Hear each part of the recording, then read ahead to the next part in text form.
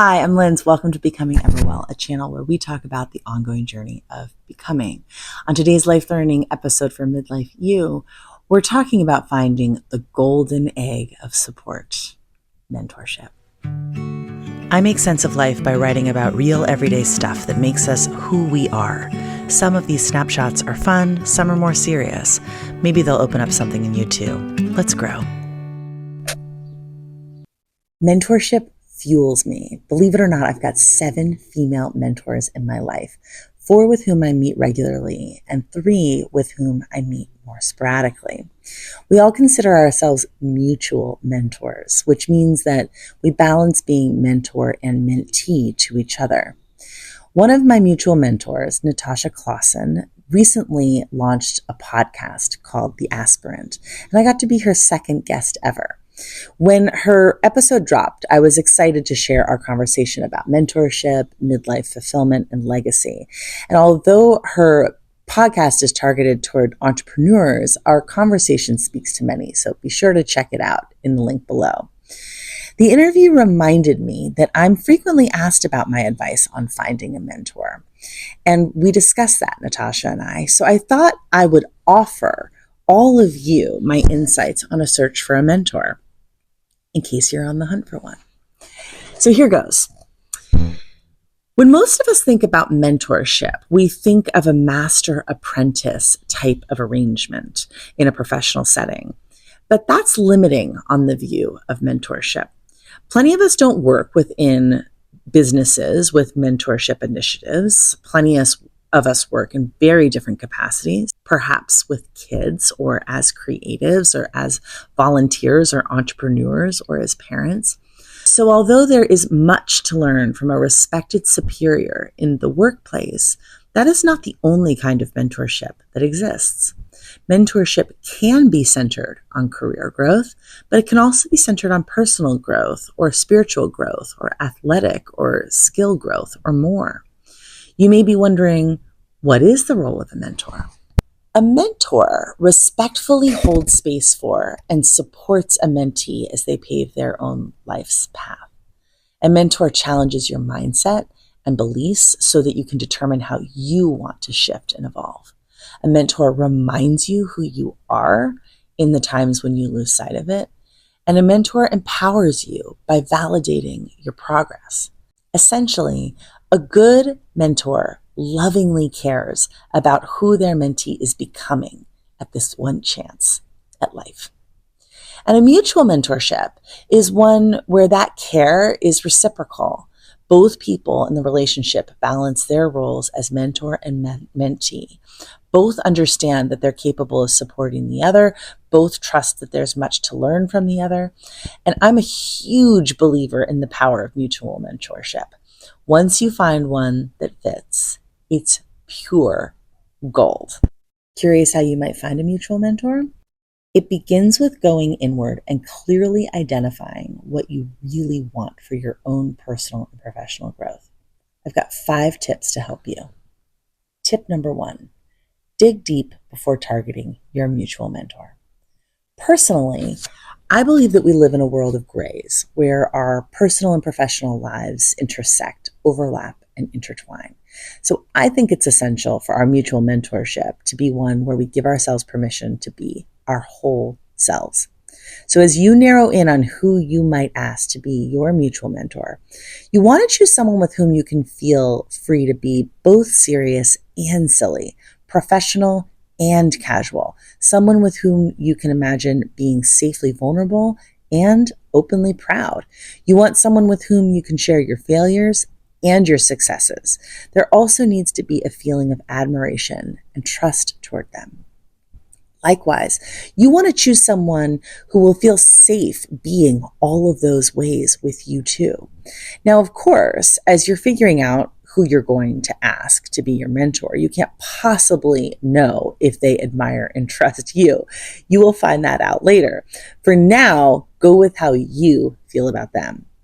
People who already fill an existing role in our lives can have a particular sway, influence, and power that may not be the most beneficial to our personal and professional development, and therefore would not be ideal mutual mentors. For instance, I would not suggest seeking out a mutual mentorship with anyone in your inner circle, not your best friend, a family member, your current boss, your therapist, your current teacher, or anyone you actively pay for their services. Also, I'd avoid someone who works in the same industry as you. I've had that kind of mutual mentorship go sideways because intellectual property got murky, then awkward. Now, you might be thinking, Lindsay, there's no one else. Now, I hear you, but there actually are others who could be your mutual mentor. Reflect on that personal network of yours. It's easy to overlook the perfect match, especially if right now they exist in the periphery of your life. Think about people who have advised you in the past, maybe not even in conventional ways, but more your personal influencers. Consider those who have been protective of you or anyone who has coached you in any way. Think of people who have been connectors in your life, who have thoughtfully introduced you to people or ideas or places. Think of people who have challenged you to problem solve or think outside of the box. Think of people who have been able to clarify things for you, who have been able to explain things so that they make sense to you, people who have been insightful. Also, is there anyone who has advocated for you or sponsored you somehow? Someone who has championed you openly? Also think about people in your life who are excellent listeners and who are affirming and empathetic. And how about someone who has been a co-pilot to you in some aspect of your life, a trusted person who's had your back? Or what about that person who has anchored you, kept you grounded when you have needed it? These people could be former colleagues, people you're connected to through your faith, spirituality, community, or neighborhood, friends of your friends, or friends of your family members or extended family members. Maybe they're people you've collaborated with before, or competed alongside, or performed with. Maybe they're people who have led or participated in a program, retreat, workshop, course, or community of which you've also been a part. Think way outside of your local radius. Excellent mentorships can happen remotely. Most of mine do. I suggest focusing on a connection at the soul level more than an on-paper connection. Also, play around with age. Who in your life is older, much older, a little younger, way younger? Age matters. A gap is good. It creates a more dynamic perspective. I love a 15 to 20 year age gap in either direction, but a mutual mentorship can also exist between two people of similar age. Okay, hopefully that food for thought has brought a few viable names to mind. Tip 2, channel your inner mentor. As we've covered, a mutual mentorship is a balanced back and forth where you are both the mentor and the mentee. That means you need to be a true partner in relationship. What does that look like? To position yourself as a mutual mentor, there's some key questions to ask yourself. How can I offer guidance and support to them? How can I make this commitment worth their while? What's in it for them? Warning, this is not a time to sink into self-doubt and take yourself out of pursuing a mutual mentorship because you're thinking, I'm not qualified to be anyone's mentor. Nope. This is when you channel your best friend's mindset. If your best friend, your biggest cheerleader, were to write an ad describing you and why you would be an incredible mutual mentor, what would your best friend say about you? What are your shining qualities? In what ways are you a valuable and supportive force? Also, there are a few essential qualities of an awesome mutual mentor. Listen. Really listen. Listen as if you need to recite all the words back to them. Listen without planning ahead about what you'll say. Listen. Also, ask questions. When you are mentoring, the goal is that your question is quite short compared to the length of their response. Kelly Corrigan, author, podcaster, and thought leader, talks about how when she interviews people, she imagines the transcript of their conversation, what the actual transcript will look like. She talks about how, as the person asking questions, you want your words to be one line, while their response is a whole big paragraph. Simple questions work, like how, or why, or asking them to tell you more, as Kelly Corrigan would say. The goal is to give them space and safety to generate their own thoughts about their own life. You're merely holding space for that to happen. Next, notice. Pay attention to their body language. What is their face revealing that their words are not? Notice their energy behind what they're saying. Notice their particular word choice. Notice their emotion. In one of my calls with my mentor, Karen, after I described to her a retreat that I'd led, her response to me was this: I stopped counting, but I noticed while you shared that you used the word love more than 30 times. Her observation was so valuable to me, as I'd had no idea. The word love is a normal word to use, but my extreme usage of it stood out to her. And after she shared her observation, I had so much more to reflect on. Good mutual mentors notice the subtleties, the differences, the clues. Next, summarize. Be a mirror back to your mutual mentor by saying what you heard from them. In your own words and without dropping in your opinion or judgment, allow them to hear from you what they shared. It's really helpful. So after my long reflection on the retreat that I loved leading because I said it more than 30 times, Karen summarized by saying something like, that experience seemed to stand out to you. It brought up really good energy for you. By summarizing what the other has shared, we validate their experiences, and sometimes our summaries give them the chance to go deeper or further refine their thoughts. And finally, wonder. Offer your reflections back to them by setting it up with an I wonder question, like, I wonder if you want more of that in your life, or I wonder if that will become challenging, or I wonder why you approached it like that. These are probing questions with a slant that don't give advice or place judgment. Lead with your curiosity, sincere curiosity and positivity. Tip number 3, invite with intention.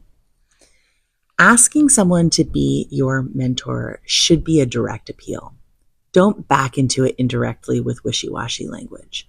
Ask with confidence, hope, and enthusiasm. A mutual mentorship is meant to be a fun and loving and connective and powerful and forwarding relationship for both people. Lead with the knowing that your invitation is also offering a gift, a valuable gift. Before the official ask, there may need to be some warming up. If you've ever been in sales, you know that you never want to just come right out and ask someone to buy something. That can be overwhelming. First, you build a rapport and you work on the relationship organically. You connect and put yourself out there and see if they bite. In my interview on The Aspirant with Natasha Clawson, I explain how I warmed up by inviting my mentorship. So go ahead and have a listen to that if you want more details on that. Tip number 4, set clear boundaries from the get-go. The parameters of a mutual mentorship matter. We all have full lives, and it's crucial that your meetings maximize efficiency and meaning. Frequency. Once per season, period. That is how often you should meet. Not monthly. Quarterly growth is far more substantive. A seasonal commitment is a manageable and realistic commitment. But most importantly, a seasonal meeting allows anticipation and excitement to build. In a seasonal meeting, you get rid of the daily minutia and you focus on the bigger picture, your goals, your dreams, your multifaceted plans. Duration. Begin with a 1-year commitment. Plan to have an annual roundup where you decide together if you'd like to continue, but the expectation from the onset is 1 year of 4 seasonal meetings. The structure, I suggest a 90-minute meeting. Eventually, you may make it longer, but to start, 90 minutes is perfect. Again, in my interview with Natasha, I fully explain how my mentor and I structure our time. Tip number 5, show up prepared. Showing up is not enough. Being prepared for your conversation is key for both to find great value in the shared investment of your time. Your mutual mentorship won't cost you a dime, but let's be real, your most valuable resource is your time. You want this to be a worthwhile investment all around. So keep a notebook that is only for your mentor meetings. Take notes during your meeting and prepare notes for your meeting. The beauty of keeping a mentor notebook is that you won't ever have to search for your notes or remember the details from previous meetings. They're all in one place, and the notebook becomes your reliable resource. So there you have it, my friend. My tips to mutual mentorship success. May you come to know a vibrant mutual mentorship that offers you meaningful guidance as you're growing forward, that's expansive and comforting for both of you, and that provides you with clarity and confidence. And although my mutual mentorship docket is full, if you'd like me to be a part of your growth journey and support system, let's connect. I offer one-on-one midlife kickstart coaching, and I'm also offering something new called Self-School Seasons, where the idea is that a group of women are going to season together in a way to support our self-growth in how we write and connect and reflect and enjoy a season together. So if you'd like to learn more about that, drop me an email and I'm happy to share an invitation with you. And if you've liked what you've heard today, please click the thumbs up, subscribe if you haven't already, and share this with a friend. It means so much to me as I'm trying to grow this platform and reach more life learners like you. Thanks for being here today. Until next time. Be sure to like and subscribe and click that bell to get alerts for new posts. I'd be ever grateful.